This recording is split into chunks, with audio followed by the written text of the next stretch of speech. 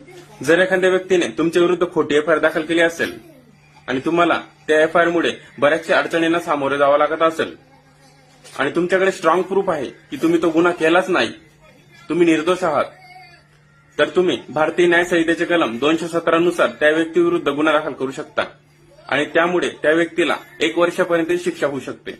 धन्यवाद. तुमचा शेजारील शेतकरी आणि भावकी बांध करत असतील तर अशा परिस्थितीमध्ये तुम्ही काय करू शकता?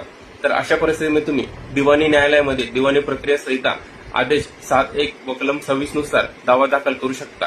तुमच्या शेजारील शेतकरी आणि भावकीच्या विरोधात कायमचा मनाई हुकूम मागू शकता. धन्यवाद.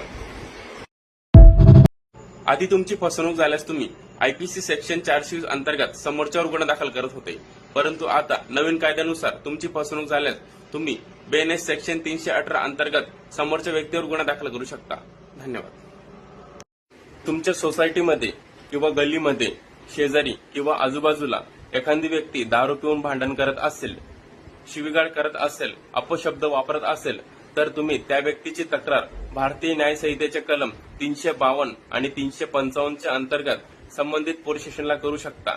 त्यामध्ये त्या व्यक्तीला 2 वर्षापर्यंतची शिक्षा होऊ शकते. धन्यवाद. तुमचा शेजारील शेतकरी आणि भावकी बांध करत असतील तर अशा परिस्थितीमध्ये तुम्ही काय करू शकता? तर अशा परिस्थितीमध्ये तुम्ही दिवाणी न्यायालयामध्ये दिवाणी प्रक्रिया संहिता आदेश 7(1) व कलम 26 नुसार दावा दाखल करू शकता. तुमच्या शेजारील शेतकरी आणि भावकीच्या विरोधात कायमचा मनाई हुकूम मागू शकता. धन्यवाद.